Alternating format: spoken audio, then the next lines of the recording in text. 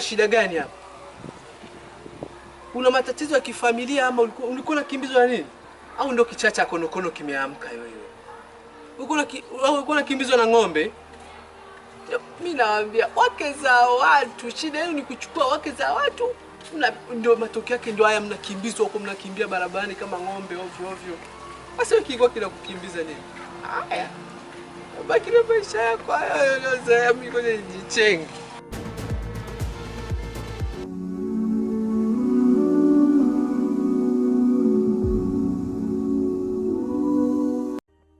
Kwa kweli siwezi nikakubali kabisa.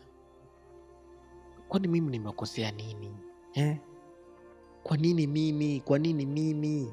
Jamani. Da.